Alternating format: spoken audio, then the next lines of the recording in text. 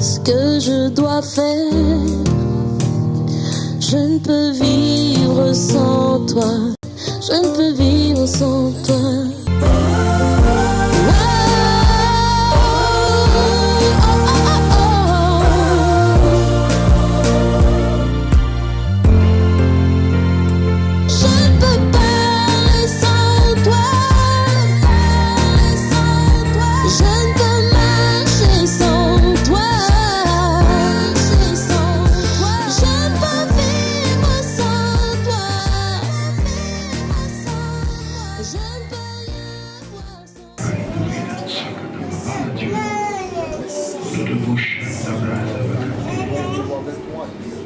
Célébrons le nom du Seigneur. Est-ce que quelqu'un peut le célébrer ce matin? Utilisons nos bouches aujourd'hui comme des instruments pour dire à Dieu qu'il est grand. Tu es le Créateur. Tu es l'unique. À part toi, il n'y a point d'autre. Tu es le Créateur. Tu es le Créateur. Tu es l'unique. À part toi, il n'y a point d'autre Dieu. Tu es le Créateur. Tu es l'unique. À part toi, il n'y a point d'autre. Tu es le Créateur. Tu es le Créateur. Est-ce qu'on peut le chanter ensemble?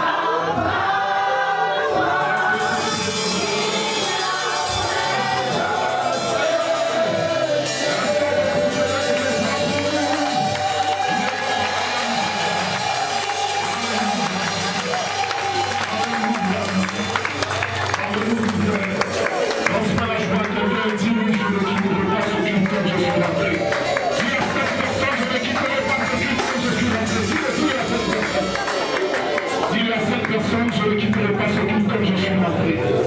Oh, dis à cette personne, transmets la joie à quelqu'un. Alléluia. Alléluia. Alléluia. Est-ce que quelqu'un est content d'être là ce matin? Dis un amen à ton voisin. Dis amen. Regarde et fais ça. Amen. Alléluia. Regarde celui qui est de l'autre côté. Dis amen. Alléluia. Que le nom du Seigneur soit béni. Alléluia. Nous allons passer à la parole de Dieu. Amen. Amen. Le thème que nous allons traiter se trouve sur notre fichier. Technicien, s'il vous plaît, gérez convenablement le son.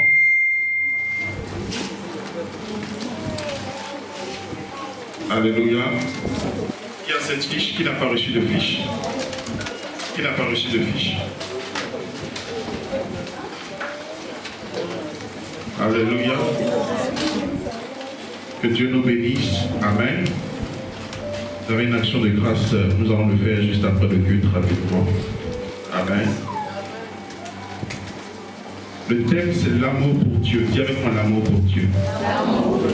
Dis à ton voisin l'amour pour Dieu. Dis à quelqu'un l'amour pour Dieu. Je ne t'entends pas bien. Il y a une différence entre l'amour de Dieu et l'amour pour Dieu. Amen. Dis avec l'amour de Dieu est différent de l'amour pour Dieu. L'amour de Dieu est différent de l'amour pour Dieu. L'amour de Dieu et l'amour pour Dieu. Amen. Nous avons beaucoup souvent l'habitude d'entendre parler de l'amour de Dieu. Amen. L'amour de Dieu. Dieu nous aime, Dieu nous aime, Dieu nous aime, Dieu nous aime.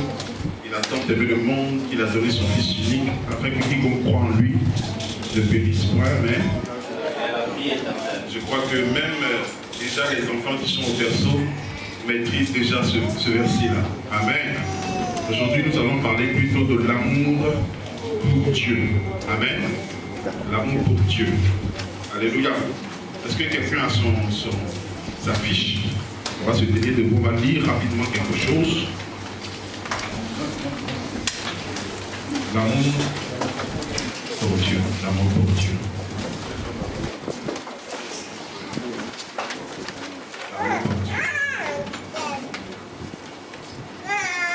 Regarde quelqu'un dit l'amour pour Dieu. L'amour pour Dieu. Amen. Apocalypse chapitre 2, verset 3 à 5. D'abord, on va lire Jérémie chapitre 2. Technicien, s'il vous plaît, aidez-nous avec le son. Si ce sont les micros qui sont à éteindre, tous les autres, éteignez-les.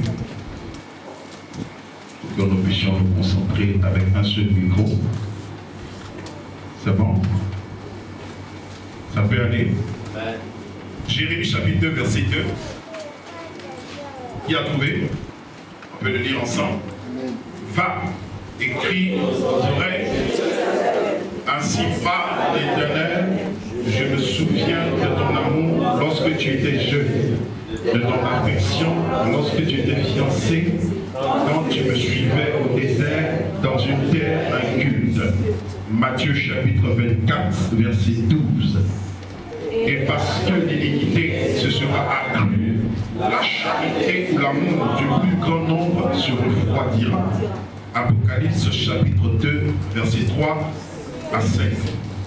Que tu as de la persévérance, que tu as souffert à cause de mon nom, et que tu ne t'es point lassé. Mais ce que j'ai contre toi, c'est que tu as abandonné ton premier amour. Souviens-toi donc d'où tu es tombé, réponds-toi et pratique tes premières œuvres. Sinon, je viendrai à toi et j'ôterai ton chandelier de sa place, à moins que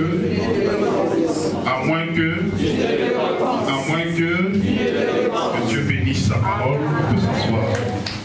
J'aimerais bien que nous lisons le livre d'Apocalypse, pas simplement à partir du verset 3, deuxième livre d'Apocalypse, mais plutôt à partir du verset 1, où la Bible dit écrit à l'ange de l'église d'Éphèse. Voici ce que dit celui qui tient les 7 étoiles dans sa main droite celui qui marche au milieu des 7 chandeliers d'or. Je connais tes œuvres, ton travail et ta persévérance. Je sais que tu ne peux supporter les méchants, que tu as éprouvé ceux qui se disent apôtres et qui ne le sont pas, et que tu les as trouvés menteurs, que tu as de la persévérance, que tu as souffert à cause de mon nom, et que tu ne t'es point lassé. Mais ce que j'ai contre toi, c'est que tu as abandonné ton premier amour. Amen. Amen. L'amour pour Dieu. Vous savez, souvent lorsque on a l'habitude de parler de Dieu, on voit simplement un sens d'amour, c'est-à-dire l'amour que Dieu a pour nous. Amen. Et nous oublions qu'il y a un autre aspect, parce que ce n'est pas seulement l'amour dans un sens, mais l'amour doit se faire dans les deux sens. Amen. Amen. Il y a l'amour que Dieu a pour nous, il y a l'amour que nous devons avoir pour Dieu. Alléluia. Amen. Et beaucoup aujourd'hui ignorent cet aspect-là, ou plus ou moins, nous oublions un peu cet aspect du christianisme. Nous ne sommes pas simplement appelés à être aimés par Dieu. Vous allez entendre souvent des personnes dire, moi, je sais que Dieu m'aime. Dieu m'aime, je suis la prunelle des yeux de Dieu. Alléluia. Je suis quoi encore? La chérie de Dieu. Je suis la princesse de Dieu. Je suis quoi encore? Hein? La chouchou de Dieu. Il y a tellement de petites choses qu'on a l'habitude de dire. Dans ce sens-là, où on attend véritablement que Dieu puisse nous chérir. Mais j'aurais voulu que dans un autre sens, nous puissions plutôt dire aussi, Dieu c'est mon chouchou. Dieu c'est mon chéri. Dieu c'est la prunelle de mes yeux. Alléluia. Parce que la pire des choses qui puissent arriver dans une relation, c'est que l'un des conjoints seul aime l'autre. Vous savez, pour ceux qui sont mariés, si vous aimez votre mari et que votre mari ne vous aime pas, je ne sais pas à quoi ça ressemble. En tout cas, moi, je n'ai pas eu la grâce d'expérimenter ça. Donc, je ne sais pas à quoi ça ressemble, mais ça doit être très désagréable d'avoir un conjoint qui ne vous aime pas, mais que vous aimez tout votre cœur. Qu'est-ce qui va se passer? Vous allez vous rendre compte que le conjoint a tendance, on peut augmenter juste un peu mon micro, si vous êtes sûr que ça ne va pas faire les... Amen. Alléluia. Amen. Donc, qu'est-ce qui va se passer? On peut couper tout ce qui est téléphone, s'il vous plaît. Ces vidéos vont très loin. Alléluia. Si tu as ton téléphone allumé à côté de toi, s'il te plaît. Protocole, s'il vous plaît, rassurez-vous qu'à la porte, tout le monde puisse soit éteindre son téléphone pour le mettre sur vibreur. Amen. Est-ce qu'on est ensemble? Amen. La pire des choses qui puissent arriver, c'est que vous vous retrouvez dans une position où c'est l'un des conjoints qui aime plus que l'autre. Vous allez voir, dans un sens, vous allez voir la personne s'engager, se débrouiller, se donner tout entier, mais l'autre va prendre cela comme un jeu. Amen. Alors, il est important pour nous d'avoir, pas simplement d'être aimé par Dieu, mais nous aussi d'aimer Dieu. Alléluia. Amen. Alléluia. Amen. Voilà un exemple d'une église. La Bible dit, parle de l'église d'Éphèse, mais au-delà du fait que c'est l'église d'Éphèse, c'est une révélation que Dieu est en train de donner à notre église. Amen. Ou je dirais encore, c'est une révélation que Dieu donne à 7 types d'églises, ou 7 types d'individus. Parce que ce n'est pas simplement un message à une communauté, mais c'est aussi un message à des individus, Amen. De manière précise. Certains ont pu, peut-être de manière, je ne sais comment, mais on dit que ces différents versets, ou je dirais encore, ces différentes églises représentent 7 périodes ou 7 époques de l'église. On peut le dire ainsi. Mais je crois que même dans notre période, il y a encore 7 types de personnes qui ont ce même caractère que le Seigneur est en train de réprimander à ces 7 églises. Est-ce que vous comprenez? Il y a encore 7 types d'églises qui ont peut-être ce même caractère-là. Et je crois que ce n'est pas simplement un message à des églises de cette période, mais c'est aussi un message à nous, en tant que communauté et église du Seigneur. Si quelqu'un me donne un amen, il sera béni ce matin. Amen. La Bible dit que Dieu parle à ces 7 églises de manière très directe. Est-ce que vous comprenez? Et Dieu dit de manière particulière à l'église d'Éphèse une chose qui me marque de manière considérable. Vous voyez comment le verset commence? C'est l'une des églises où Dieu donne beaucoup d'appréciation. La Bible dit, je connais tes œuvres, ton travail, tu as éprouvé comment on appelle, ceux qui se disent apôtres et qui ne sont pas, tu les as trouvés menteurs, tu as souffert à cause de mon nom et tu ne t'es point lassé. Amen. Et la Bible finit en nous disant, mais j'ai une chose contre toi, c'est que tu as abandonné quoi? Je veux que tu sois avec moi ce matin. Dis avec moi, c'est que tu as abandonné quoi? Ton premier amour. Alléluia. Quand la Bible dit ici que le Seigneur est en train de reprendre l'église d'Éphèse, et qu'il dit à l'église d'Éphèse, je connais tes œuvres, ça veut dire que l'église d'Éphèse avait certainement accompli de grandes choses. Donc pour nous faire comprendre que nos acquisitions, nos accomplissements ne sont pas le symbole de l'amour que nous portons à Dieu. Est-ce que quelqu'un me comprend ce matin? Il va encore plus loin en parlant du travail. En d'autres termes, quand on parle du travail, on parle de notre service pour Dieu. On peut servir Dieu sans véritablement aimer Dieu. Il parle encore de la persévérance. On peut plus ou moins persévérer dans certaines choses, mais cela n'est pas un symbole de la démonstration de l'amour que nous avons pour Dieu. Est-ce que quelqu'un avec moi? Il va plus loin. Il dit, tu as éprouvé ceux qui se disent apôtres. Pour faire appel quelque part même à un discernement. Ça veut dire que ce peuple avait plus ou moins un discernement pour savoir ce qui est vrai et ce qui est faux. Il dit, tu les as trouvés menteurs. En d'autres termes, ils avaient la connaissance de la vérité. Mais le fait d'avoir la connaissance de la vérité n'est pas un symbole du fait que nous avons un amour pour Dieu. Est-ce que quelqu'un me comprend? Amen. Il va plus loin en disant même que vous avez souffert à cause de mon nom. Ça veut dire qu'il y a certainement beaucoup de choses qui se sont produites au milieu de vous. Il dit, vous ne vous êtes point lassés. En d'autres termes, ce peuple-là n'ont point abandonné la main de l'Éternel. C'est-à-dire qu'ils sont toujours restés, si on veut, entre guillemets, des chrétiens. Mais Dieu dit une chose qui est très très importante. Il dit, malgré tout cela, votre amour n'est plus à son niveau élevé. Vous ne m'aimez plus comme vous m'aimiez avant. En d'autres termes, l'une des choses sur lesquelles le Seigneur était en train de répandre ce peuple, ce n'était pas sur leur accomplissement, ce n'était pas sur leur travail, ce n'était pas sur leur persévérance, ce n'était pas sur leur discernement, ils n'avaient rien à leur reprocher à ce niveau, mais c'était au niveau de leur amour. Au niveau de leur amour. Vous savez, on peut avoir peut-être ou accomplir, rester dans une église pendant plusieurs années et faire les choses de Dieu sans pour autant avoir l'amour de Dieu. Avoir l'amour de Dieu implique plusieurs autres choses. Et Dieu de manière très directe s'adresse à l'église pour leur répondre, pour leur dire que c'est bien tout cela. Quand vous lisez 1 Corinthiens chapitre 13, à partir du verset 1 à 3, qu'est-ce que la Bible nous dit?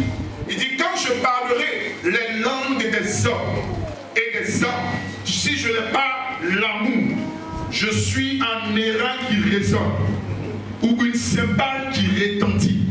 Et quand j'aurai les dons de prophétie, la science de tous les mystères et toute la connaissance dont j'aurai même toute la foi jusqu'à transporter des montagnes, si je n'ai pas l'amour, je ne suis rien.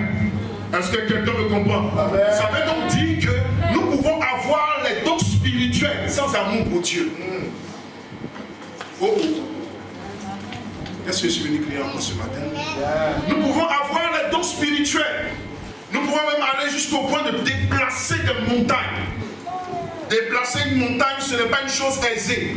Souvent la Bible nous donne cet exemple-là quand on parle de la foi, pour nous faire comprendre que déplacer une montagne, c'est tellement impossible que la foi est capable de le faire. Pour dire qu'il n'y a rien d'impossible à la foi. Mais la Bible dit, quel que soit ce niveau de foi-là, si vous n'avez pas l'amour pour Dieu, ces choses sont inutiles. J'ai compris que l'essence du christianisme n'est pas simplement bâtie sur l'amour que Dieu a pour nous, mais l'amour que nous avons pour Dieu. Et beaucoup s'arrêtent seulement à un seul sens et attendent de Dieu, mais ne savent pas que Dieu attend d'eux. Lisez le livre de Genèse jusqu'à Apocalypse, vous allez lire une très belle histoire d'amour entre Dieu et son peuple. L'une des choses que Dieu recherche, ce n'est pas simplement de venir nous sauver, mais il veut se faire connaître puissions apprécier l'amour qu'il a pour nous et nous en retour démontrer l'amour que nous pouvons avoir pour lui. Dieu attend simplement que nous puissions démontrer ce niveau d'amour-là. Il y a beaucoup de choses que nous pouvons faire dans ce monde, mais si cela n'est pas bâti sur l'amour de Dieu, nos motivations sont erronées. Plusieurs seront déçus parce que Dieu dira: je ne vous connais pas. La chose par laquelle Dieu nous identifie et Dieu nous connaît, c'est l'amour que nous avons pour lui. La Bible dit que les yeux de l'Éternel parcourent la terre et cherchent ceux dont le cœur est tout entier à eux. C'est vrai, il y a des hommes qui cherchent Dieu, mais j'ai une nouvelle pour toi. Dieu aussi cherche des hommes, mais Dieu cherche quelle catégorie d'hommes? Des hommes qui l'aiment. Amen. Amen. Touche quelqu'un, touche 3 personnes autour de toi, dit: Dieu cherche quelqu'un qui l'aime. Dieu cherche des gens qui l'aiment. Il dit, Jérémie dit: je t'aimais lorsque tu étais jeune, lorsque tu étais fiancé. Vous savez, les fiançailles c'est doux, hein, n'est-ce pas? Qui a déjà expérimenté ça? Wow. Je prie que tu vives dans ton foyer l'amour des fiançailles. Amen. C'est pourquoi j'ai pour l'habitude de dire: ma femme c'est encore ma go. Quelqu'un va peut-être être étonné de ce terme. C'est ma go. Je la cherche encore. Alléluia. Je cherche encore à la séduire. La spiritualité du pasteur était divine. Alléluia. Quand je m'habille, je fais le malin devant elle. Mon mari, tu es beau de lui.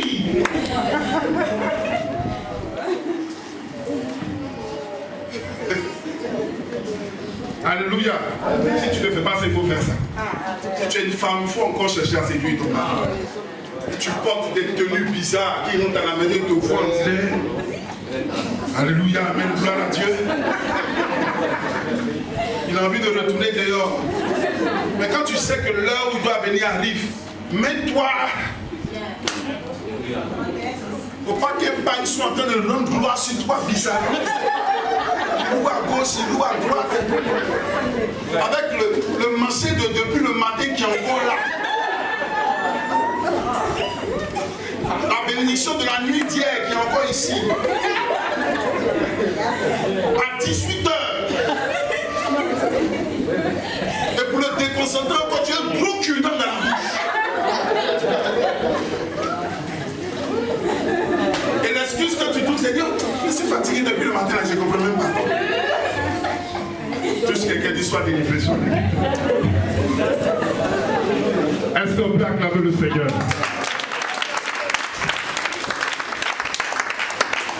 Un jour, on aura le temps de parler de ces choses. C'est des petits secrets qui agrémentent la relation du foyer. Alléluia. Ton amen ne sort pas bien. On dirait que tu es concerné. Si tu n'es pas concerné, dis un amen véritable. Il faut que lorsqu'il rentre, il est encouragé. Amen. Alléluia. Que tu aies déjà célébré le Seigneur avec. Tu as fait tout ce qui est convenable et glorifiable. Alléluia. Alléluia.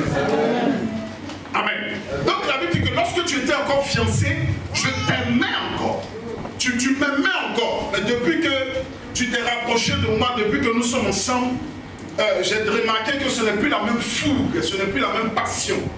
Vous savez, Dieu peut être déçu souvent. Lorsque Dieu rentre dans nos églises aujourd'hui, il est un peu déçu.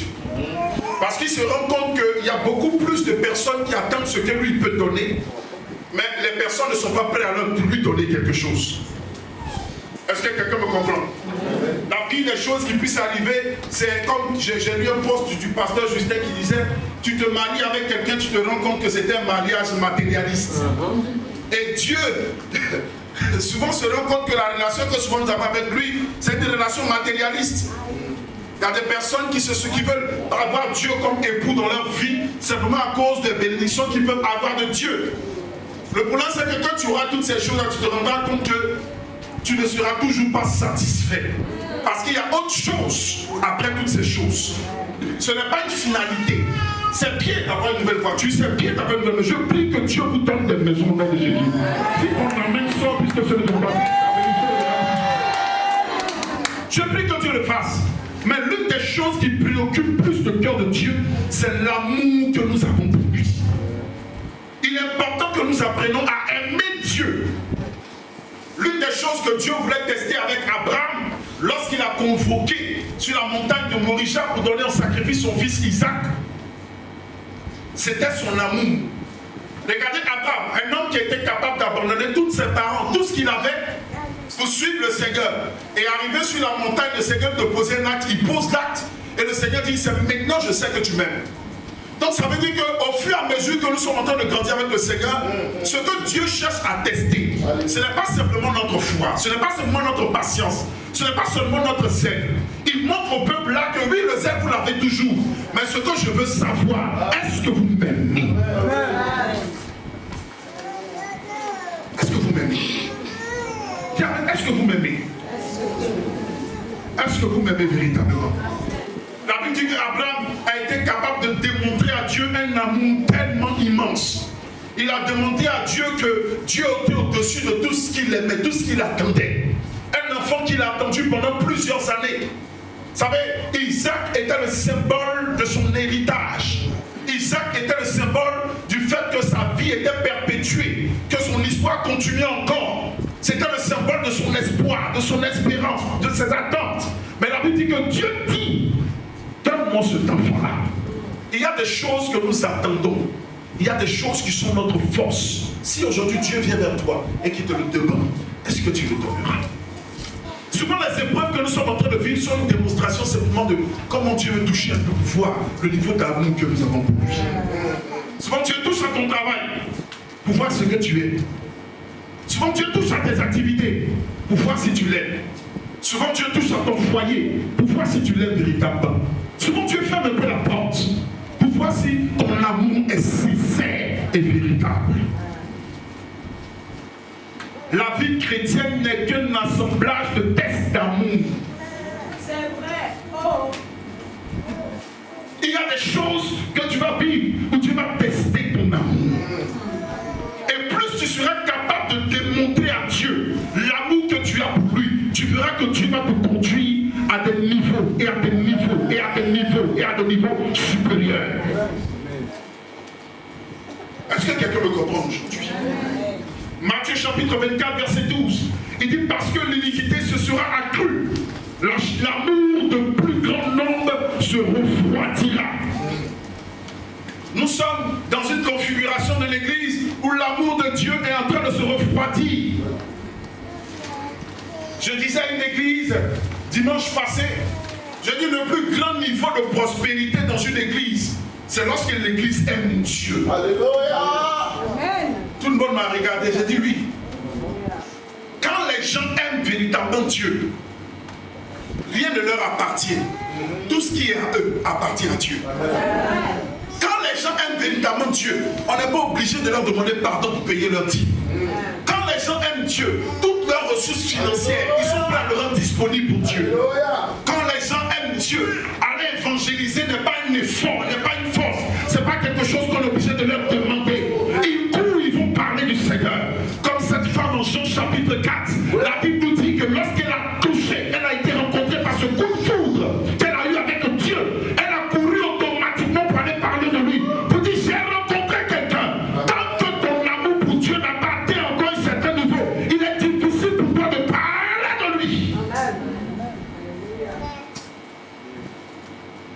On a beaucoup de farceurs dans notre église et dans nos églises. L'église est remplie de farceurs. Des gens qui falsifient ou qui démontrent une sorte d'amour. Mais en réalité qui ne l'aiment pas véritablement. Laisse Dieu toucher certaines choses. C'est pourquoi Dieu dit à Satan, il dit, va mon serviteur Job, ce n'est pas le matériel qui le pousse à me célébrer. Va, fais tout ce que tu veux, mais ne touche pas à sa vie. Satan fait tout ce qu'il pouvait faire. Mais Job est resté ferme. Et la Bible dit que Dieu lui a donné beaucoup plus encore. Amen. Le fondement, l'un des fondements les plus solides dans la vie d'un chrétien, c'est l'amour qu'il a pour son Dieu. Touche ton voisin et dis, aime le Seigneur. Aime le Seigneur. Je vais rentrer dans des points pour nous expliquer, pour nous démontrer des choses qui font affaiblir l'amour de Dieu dans notre cœur. La première des choses, la Bible dit cette église était plutôt une église bien, mais il y a quelque chose qui est tombé dans le parcours. Vous savez, souvent, l'amour que nous avons pour Dieu, nous pouvons le perdre tout au long de notre parcours. Alléluia. La chose que Dieu veut, c'est qu'à la fin de tes jours, le dernier jour où tu seras devant le Seigneur, que ton amour pour Dieu soit au plus haut niveau. Est-ce que quelqu'un me comprend? Lorsque tu seras face au Seigneur, tu seras dans la joie. Je disais une fois, j'ai dit l'église est la seule fiancée. Lorsqu'on lui dit que son mari arrive, elle est mécontente.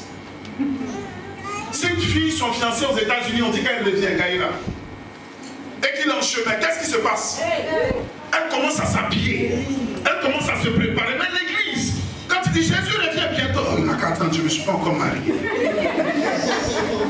Il n'a qu'à attendre d'abord. Dieu ne peut pas venir maintenant. Dieu même sait, il ne peut pas venir maintenant. Il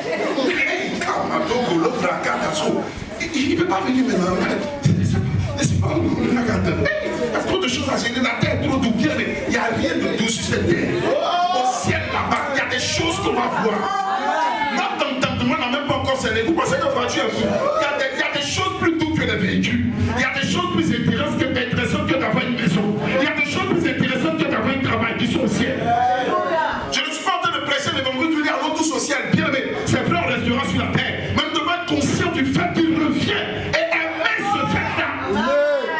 L'église ne veut plus entendre ça. Tu es une église, tu bâtis le fondement de ton église sur le retour de Jésus. Frère, les gens te disent, toi tu l'attends. On dit il revient bientôt. Jusqu'à un tel point maintenant, le langage des hommes, on dit Jésus revient bientôt, bientôt. Le bientôt de Jésus là, bientôt. C'est-à-dire que depuis Paul et Pierre, on disait qu'il revient bientôt. De notre temps, quoi, il revient bientôt. Nous, on ne sera plus là, mais c'est bientôt encore. J'ai une nouvelle pour toi. C'est que le temps que nous sommes en train de vivre en ce moment, regardez les séismes qui sont en train de se produire. Regardez tous ces ouragans qui sont en train de détruire ces choses. Regardez ces guerres. Au moment où nous sommes en train de parler, il y a une menace de 3e guerre mondiale qui est en cours. Est-ce que vous comprenez? Il y a beaucoup de choses qui sont en train de se produire et qui nous montrent véritablement que nous sommes à la fin des temps. Et Jésus revient bientôt. Ce que l'Église doit ressentir, ça doit être la joie. Pas la tristesse. Mais comme notre amour a réduit, on ne peut pas entendre ça. Le président qui est là n'a qu'à passer d'abord. Et puis celui qui est mon ami n'a qu'à venir. Comme ça au moins on mange un peu. Puis maintenant qu'on a mangé, on est bien assis. Jésus peut revenir. Il est pressé, il vient où il y a quoi? Qui l'a appelé? Il n'a qu'à attendre. Quel amour! Quel amour! Ça fait rire ce que je dis, mais c'est réel. Amen. Amen. C'est réel. Il n'a qu'à attendre, il n'a qu'à attendre. Les prédicateurs de l'eschatologie, bien aimés, ils ne sont pas à la mode. On ne fait même pas de programme pour eux. Qui va les plutôt presser? Va décourager mes fidèles. Parlez du retour de Jésus. D'accord, nous dit que Jésus est déjà là, il est en nous. Et on vit la gloire, on vit la bénédiction. Alléluia. Tu manifestes la gloire, manifester la haine. C'est bien, c'est vrai, c'est exact. Mais il revient. Alléluia. Vous savez ça? Il revient. Et une des choses qu'il recherche, il veut retrouver cette fiancée-là bien maquillée, qui a commencé déjà à faire son tchatchou, nettoyer son thé, parce qu'elle se prépare pour le rencontrer, qui a commencé déjà à bien faire tous ses vêtements, mettre les choses convenablement. Lorsqu'une femme sait qu'elle va se marier, bien aimée, elle va rencontrer tous les tailleurs, voir toutes les femmes, demander tous les conseils, préparer ses cheveux, mettre tous les produits qu'il faut pour que les choses se poussent. Comme Esther, lorsqu'elle devait rencontrer le roi. Même maintenant, l'église ne se prépare plus. Elle n'est pas prête pour lui. La carte. Nous, on va le trouver là-bas. Nous-mêmes, on vient là-bas. On va quitter la terre. On arrive, il est pressé pourquoi? On se prépare et puis on vient, on gère tout. Et puis on vient. Pourquoi il veut venir? Pasteur Justin. Il est trop pressé. Il a 4 ans, on arrive. Ou bien, Jésus revient. Ah, je veux que Jésus revienne demain. Si Jésus peut revenir demain, tous nos problèmes sont terminés.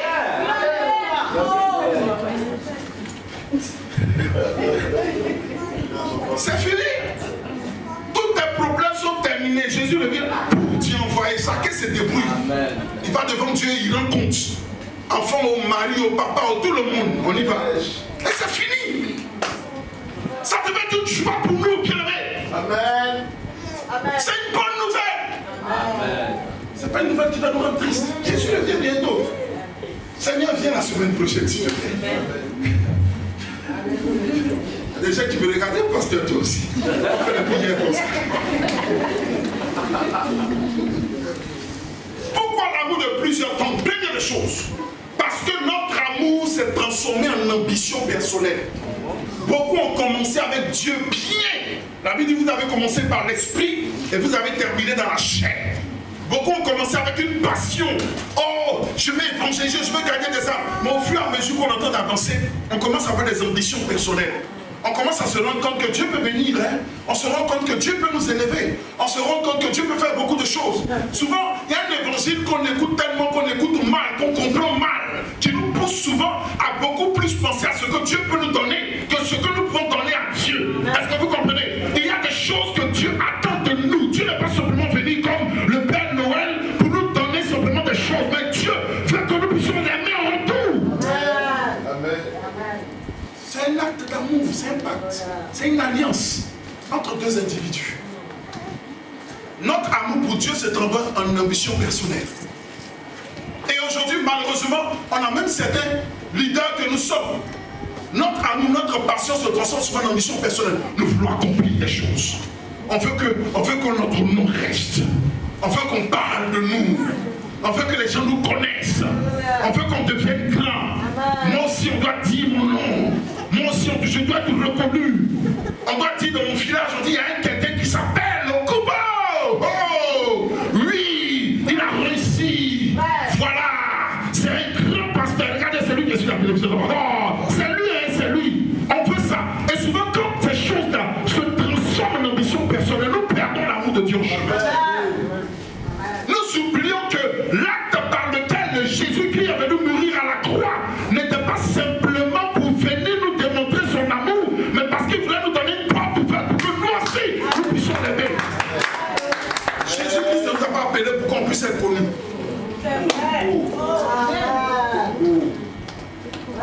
J'ai gardé les choses. Joue quelque chose. Jésus-Christ n'est pas venu mourir à la croix pour qu'on te connaisse. Jésus-Christ est venu mourir à la croix pour qu'on le connaisse. Est-ce que vous comprenez? Pour que lui soit connu. Et si ta préoccupation est de faire que Christ soit connu, bien dans la connaissance de Christ, tu seras connu. Mais ce n'est pas ça ton ambition personnelle. Ton ambition est de démontrer sa gloire et de le faire reconnaître aux yeux des hommes. Lorsque ces choses sont faites, tu verras. La Bible dit que lorsque le Fils est né, les gens sont venus avec l'encens, l'or, beaucoup de choses, pour venir donner à Marie et à Joseph. Ce n'était pas eux qui étaient les vrais parents. En réalité, je n'aurai pas le temps de démontrer ces choses bibliquement, mais Joseph n'était pas le père de Jésus-Christ. Est-ce que vous me comprenez? Il ne portait pas l'ADN de Joseph, il portait l'ADN de Dieu.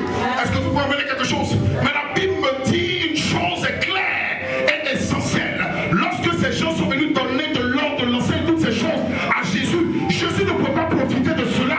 C'est Joseph et Marie qui ont profité de ces choses. Lorsque ta préoccupation est de faire démontrer la gloire de Dieu, Dieu va faire démontrer quelque chose dans ta vie. Mais ça ne doit pas être ton ambition personnelle. Si l'Église reste toujours dans cette mentalité et que nous courons toujours à nous faire connaître, à nous faire entendre, à faire répandre notre renommée. La renommée d'un homme n'est pas faite par lui-même. La renommée d'un homme est bâtie sur la personne de Christ. Plus Christ est connu, nous serons comme l'anneau sur lequel il est monté. Lorsqu'il montait à Jérusalem, tout le monde déposait les pailles, tout le monde déposait les rameaux, on déposait à terre. Mais Jésus ne touchait pas les rameaux, c'était l'anneau qui marchait sur les anneaux. Quand vous faites ce que Dieu fait, Dieu révélera sa gloire.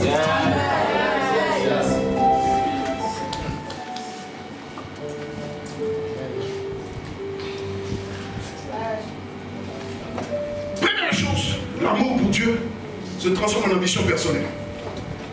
Deuxième,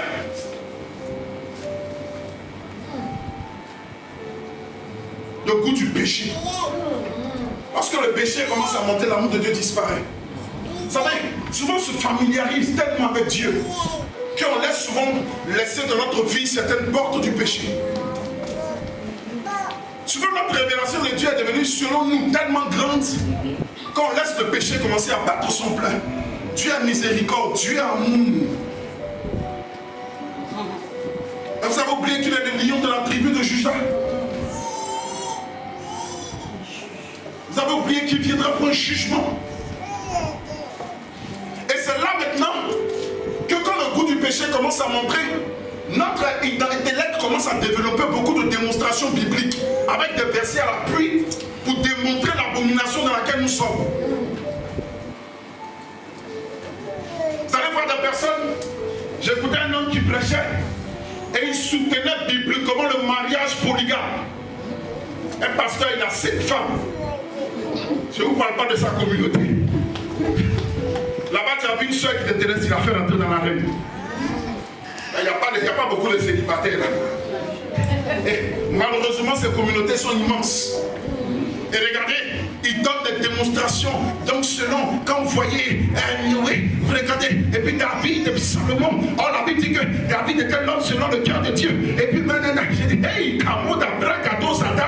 Le mensonge a commencé à prendre une place tellement intéressante que tout le monde commence à courir derrière le mensonge. Bien aimé, écoutez-moi, quelle que soit la beauté du mensonge, ça reste le mensonge. Et nous commençons à nous encourager même dans notre péché. Le péché ne changera pas de nom. Écoute-moi bien, le péché ne changera pas de nom. Le péché reste le péché. Même si la technologie avance et qu'on passe au 8K, le péché restera le péché.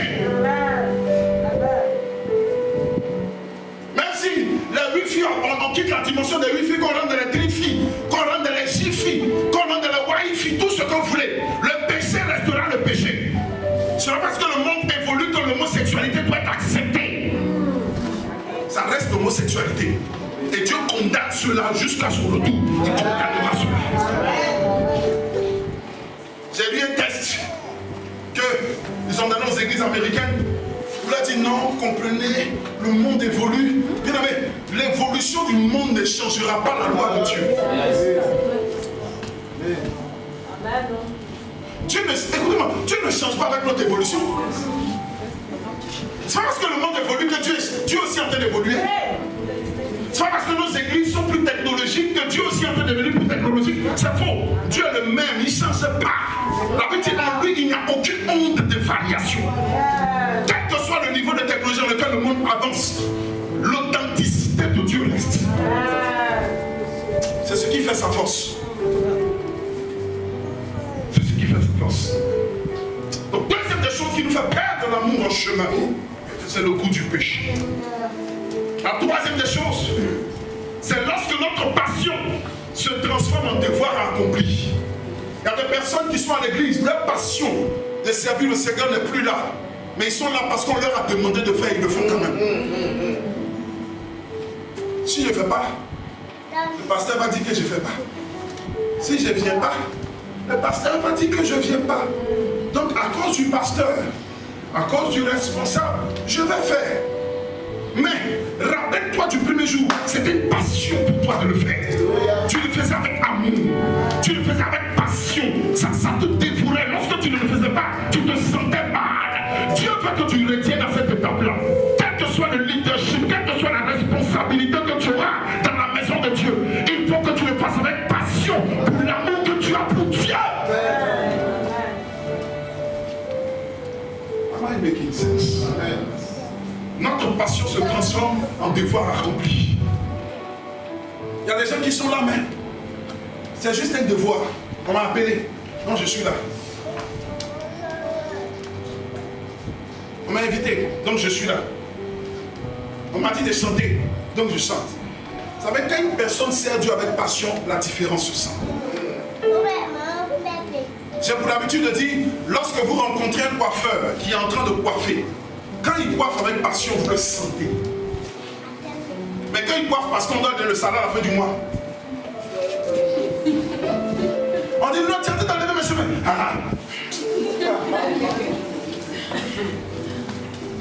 Tu fais ça. Vous n'avez pas vu ces gens de femmes qui dressent là? On dirait la forcer. Mais pourtant, tout le matin à 6 heures, elle est là.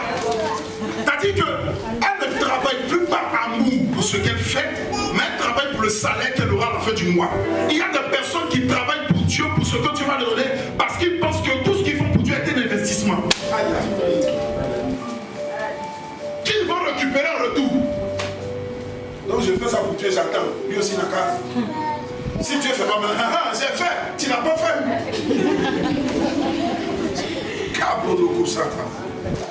Que l'église se ressaisisse. Cinquième chose, l'amour de Dieu diminue.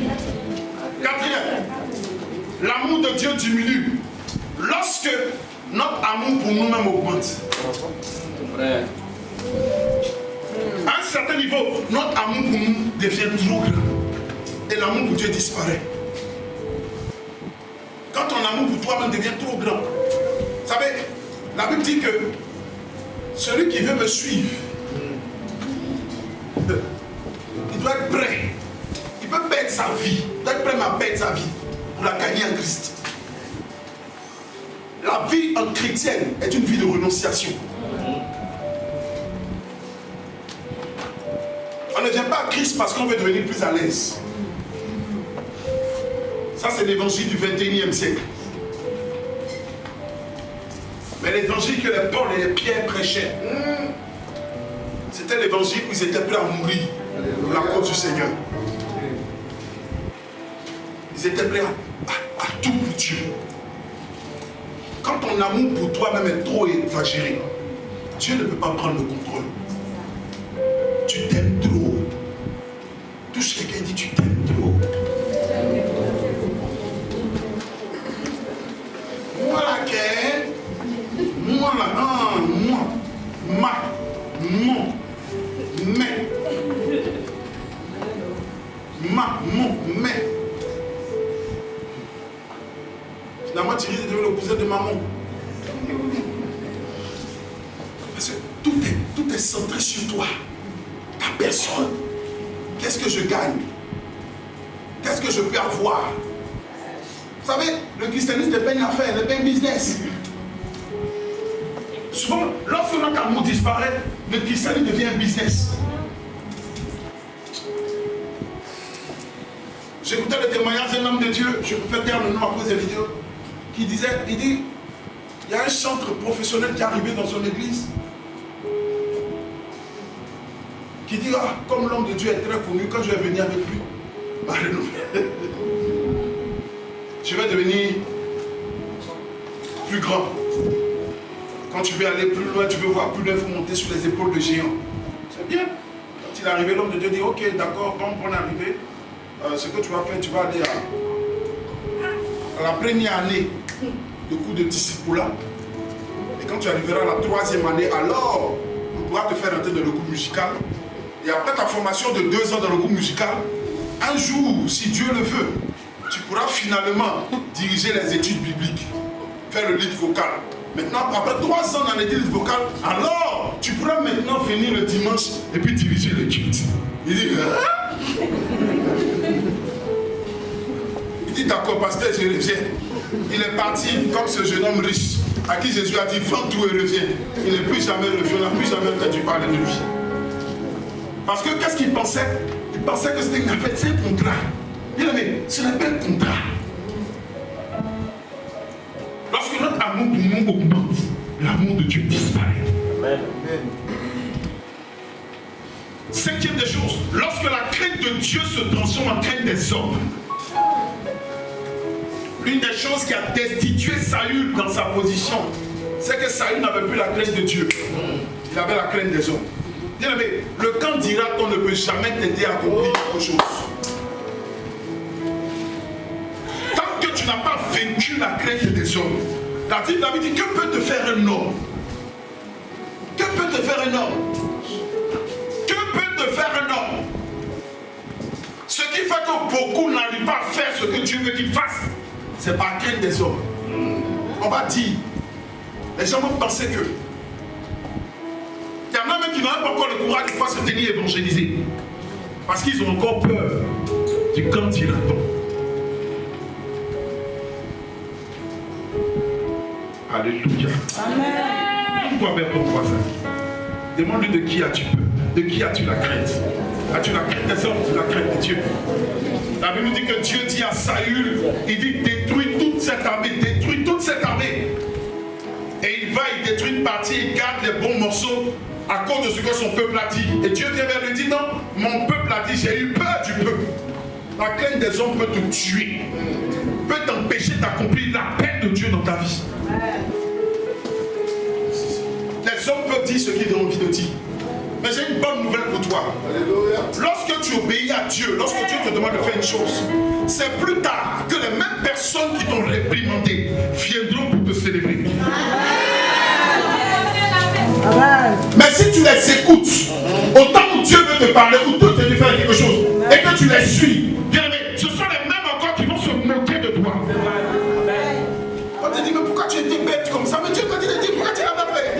Oh, il fallait faire. Mais Dieu t'a parlé, non? Oh, mais vous êtes tué. Oh, c'était la même personne qui te donnait des conseils de sagesse d'après elle. Le meilleur conseil d'une destinée. Il y a des carrefours de ta vie où la seule personne habilitée à te donner des conseils sages, c'est le Saint-Esprit. C'est le Saint-Esprit.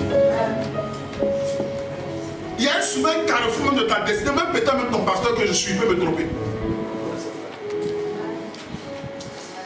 Mais sois sûr d'une chose, comme le peuple pouvait dire à Josué, on est prêt à te suivre. Mais sois sûr que le Dieu qui était avec Moïse, il est avec toi. Sois sûr. Sinon on va te suivre. Mais si le Dieu de Moïse n'est pas avec toi, frère, on va parler. Tu n'as pas la force de Moïse, tu vas te suicider. Tu vas te suicider. Les mêmes gars sont là. Incrédulité va les tuer, ils sont assis. Champion d'incrédulité. Miracle tombe, ils sont là. On va le tenir ici.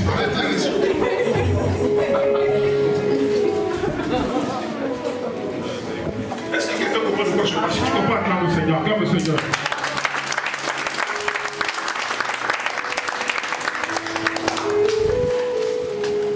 L'amour de Dieu disparaît. Sixième chose, lorsque l'amour du monde augmente. L'amour du monde augmente. Souvent, l'amour du monde peut augmenter. Il y a des personnes qui sont remplies de cet amour du monde. Alléluia. Nous sommes dans ce monde, mais nous ne sommes pas de ce monde. Ne courons pas derrière les passions de ce monde.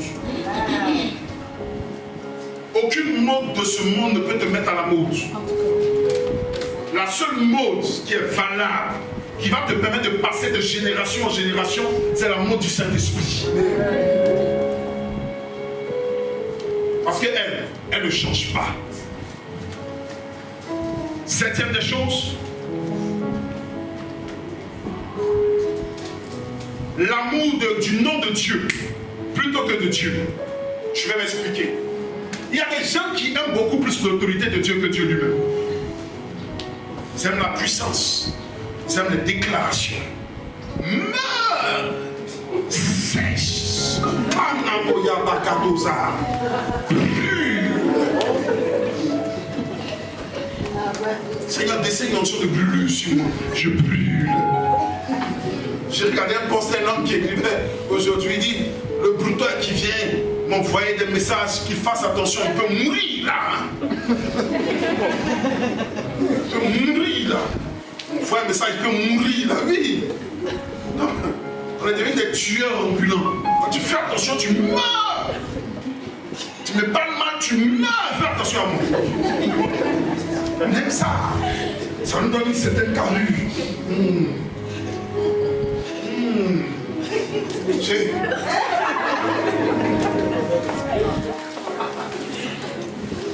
Mais quand Dieu lui-même vient, hein, d'abandonner, non, attends, c'est que si on est ensemble, toi-même tu sais qu'il t'aime. Il dit non, c'est pas que moi il dit, il faut me démontrer ça. L'amour, c'est pas en parole. Oh Jésus, je t'aime, oh, je t'aime.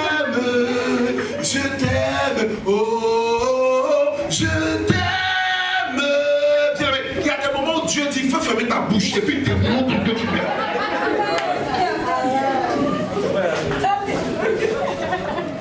Si le christianisme dépendait seulement des paroles, les paroles sont puissantes, c'est vrai. David dit que la vie et la mort sont au pouvoir de la langue, c'est une belle chose. Mais si ça dépendait seulement des paroles, il y a longtemps Dieu était venu sur la terre. Tellement on allait l'emballer, on a de poésie qu'on lui donne avec tellement de beauté, ton immensité, la grâce de ta bonté, la gentillesse de ton nom, oh Seigneur, qui est comme toi, qui est comparable à toi, Seigneur. Le pan de ta robe, bien, c'est bien. Mais quand les actes de toi parlaient, c'est là qu'on voit qui aime Dieu.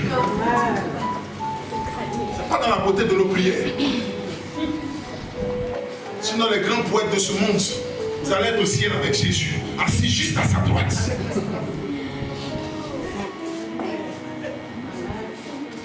Dieu n'est pas dans les vies. Dieu est dans la démonstration de l'amour. C'est bien. Si Dieu te pousse dans le cœur de donner des livres, gloire à Dieu. Il veut le voir. Est-ce que vous comprenez? Est-ce que vous comprenez? Dieu veut le voir. Il dit à Abraham, c'est maintenant. Je sais que tu m'aimes. C'est là. C'est là que tu étais capable de me démontrer ton amour. Est-ce que quelqu'un me comprend ce soir? Si tu me comprends, donne-moi un amen. Amen. Je vais m'arrêter là. Je vais m'arrêter là. Alléluia. Amen. Deux choses et on s'arrête. L'amour de Dieu disparaît lorsque nous déconnectons de la source. Lorsque tu es déconnecté de la source d'amour, tu ne peux plus aimer Dieu. C'est comme le sel et le sang. Tu ne peux pas. Lorsque tu es déconnecté de la source, ton amour pour Dieu disparaît. Lorsque tu te déconnectes de la présence de Dieu, ton amour pour Dieu va disparaître. Tu ne vas pas savoir ce qui se passe, mais le péché commence à rentrer. Tu mens, ta bouche mente. Une aisance à mentir. Tu te sens en train d'accélérer, tu te dis, mais attends. Tu te sens en train d'avoir la passion pour les choses pornographiques. Tu te sens en train de regarder les filles et tes yeux commencent à se promener maintenant un peu partout. Il y a comme des fuites qui commencent à rentrer en toi. Et avant que tu te rendes compte, tu es très loin. Très loin. Et pourtant, tu es toujours assis dans l'église. C'est là le problème. Et tu sais toujours. Pourtant, tu t'es déconnecté de la source. Ton amour disparaît. Il dit à l'église d'Éphèse, je sais que vous êtes une église zélée. Vous avez toutes ces choses-là. Mais vous avez perdu votre premier amour. Rappelez-vous de là où vous êtes tombé. Je veux dire à quelqu'un ce matin, rappelle-toi de là où tu es tombé. Et pratique à nouveau tes premières œuvres. Que notre cœur soit toujours à la recherche de l'amour pour Dieu. Que notre cœur soit rempli de l'amour pour Dieu. Que tous les jours, lorsque tu te lèves, que la sensation que tu ressens dans ton être, c'est de démontrer l'amour véritable du Seigneur. Aime Dieu plus que toute autre chose. Il dit, je vous donne un commandement. Et ce commandement, c'est le véritable. Il dit, aime l'Éternel de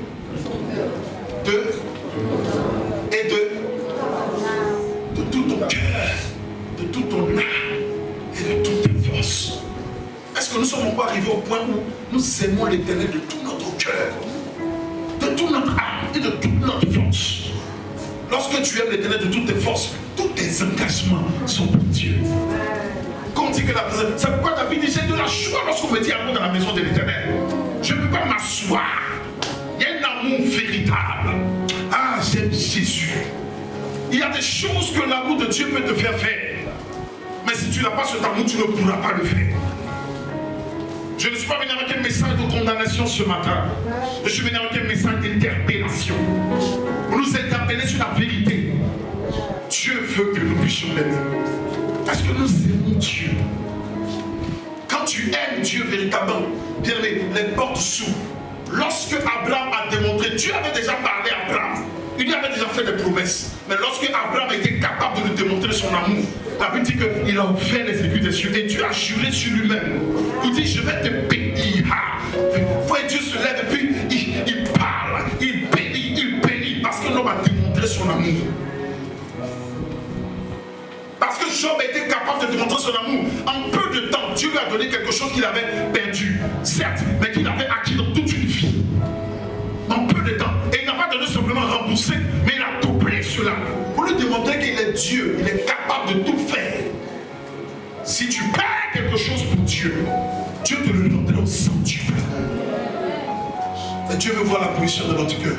Est-ce que Dieu ce matin peut prendre un thermomètre et le plonger dans notre poitrine pour voir le degré d'amour que chacun a pour lui?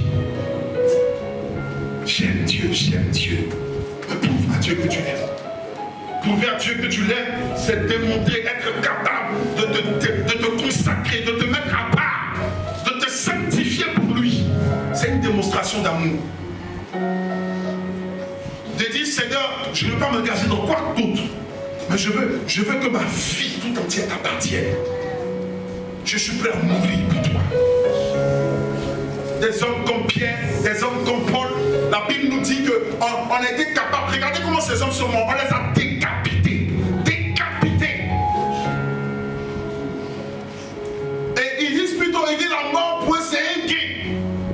C'est un gain pourquoi? Parce qu'ils vont raconter rapidement leur amoureux. Pour celui qui les a tués, il les a aidés à aller vite. Donc pour eux, ils sont prêts à faire tout. On les flagellait, on les chicotait. Au lieu de pleurer, ils sortent et puis ils dansent, ils sautent. Ils disent, oh merci Seigneur, parce que tu nous as trouvés dignes de vivre ce que tu as vécu. Alléluia, alléluia. Quels sont ceux qui dansent lorsqu'ils ont des épreuves avec Dieu? Quels sont ceux qui dansent lorsqu'on les chasse à cause du Seigneur? Quels sont ceux qui dansent lorsque, à cause du fait que tu as accepté le Seigneur, on te renvoie de ton entreprise? Il y a combien de personnes qui se réjouissent? Qui disent, Seigneur, nous te bénissons. Parce que notre joie, c'est de t'avoir. Quels sont ceux qui se réjouissent lorsque même toutes les choses sont bloquées dans leur vie et qu'ils savent qu'ils ont la chose la plus importante de cette terre, qui est d'avoir Dieu? Si vous avez la source, rien ne peut vous manquer. Ne nous battons pas pour les effets. Connectons-nous à la source. Connectons-nous à la source. Si ton cœur est tout entier pour lui, bien-aimé, rien ne te manquera sur cette terre. La bonne nouvelle, on peut se lever, que j'aime pour toi. Ce époux-là, il s'occupe bien de son épouse. Il s'occupe bien de son épouse. Il s'occupe très bien de son épouse. Donc Dieu ne t'abandonnera pas.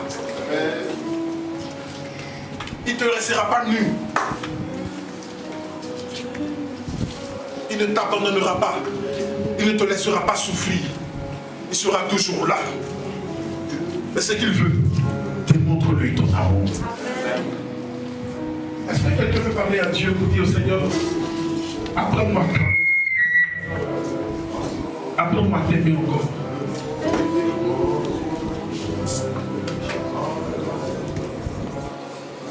Il dit, rappelle-toi d'où tu es tombé. Est-ce qu'au jour d'aujourd'hui, cette passion et cet amour que tu avais pour Dieu, tu peux me dire aujourd'hui que tu es encore à cette étape-là? Est-ce que quelque part, c'est vrai peut-être que tu n'as pas rétrogradé, tu n'as pas abandonné l'église. Mais est-ce que tu n'as pas abandonné le Dieu de l'église? On peut rester dans la communauté, être fidèle, mais avoir abandonné le Dieu de l'église.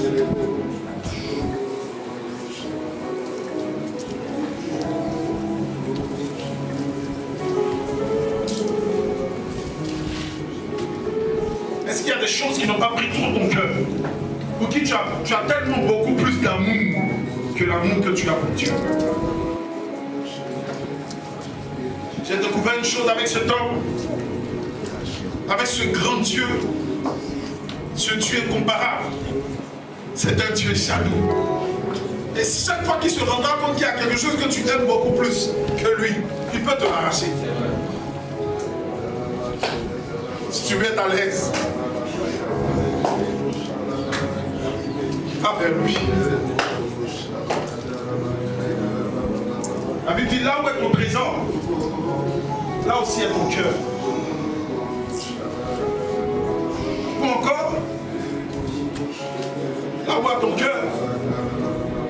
ton trésor? Est-ce que tu l'aimes? J'aime Jésus.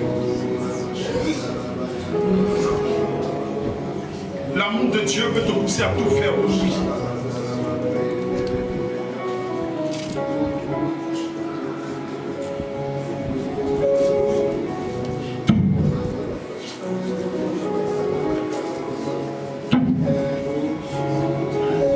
Aujourd'hui, prends l'engagement. Je vais appeler certaines personnes qui veulent véritablement renouer cet amour avec leur Dieu. Dis à Dieu, Seigneur, je veux t'aimer encore comme au premier jour. Je veux t'aimer comme au premier jour. Parle à Dieu. Dis, je veux t'aimer comme au premier jour.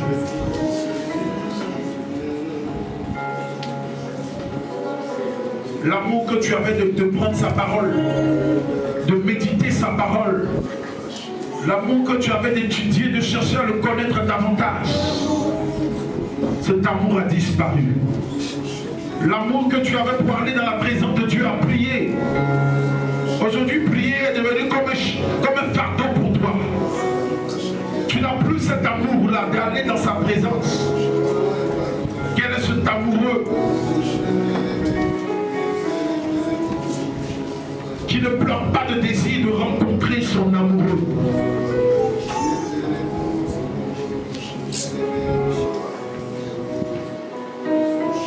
Cet amour-là. Alléluia. On va lever les mains, je vais prier. Dis-moi ce que je dois faire. Je ne peux vivre sans toi. Je ne peux vivre sans toi.